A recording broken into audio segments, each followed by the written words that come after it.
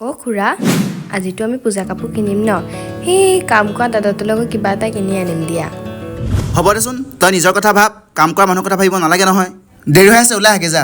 হ'ব দিয়া, মই ওলাই আহোঁগৈ। ইচ, কাম নাই আৰু।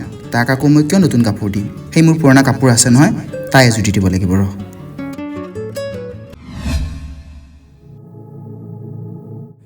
বা, তই পৰহি অহা মানুহটো আজি আহিছ যে, ঘৰত কিমান কাম আছে? পূজা বুলি মায়ে ঘৰত ৰাখিলে আৰু দুদিনমান। অঁ হ'ব দে। এই পূজা বুলি মই ঘৰৰ পৰা কিবা এটা লৈ আনিছিলোঁ লওক। কিনো আনিলি অ' তই? আৰে, এইটোচোন নতুন চোলা।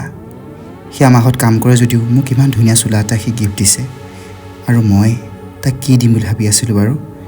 আজি বৰ লাজ লাগিছে দেই। বা খুৰা, দাদাই আপোনালৈ কি আনিলে? এই সি নতুন চোলা এটা আনিছে মোৰ কাৰণে। আৰু তই যে কৈছিলি তাৰ কাৰণে কিবা এটা কিনিবলৈ, আমি কাইলৈ দুয়োটা গৈ পেলাই তাৰ কাৰণে নতুন চোলা এটা কিনি আনিম, বুজিছ?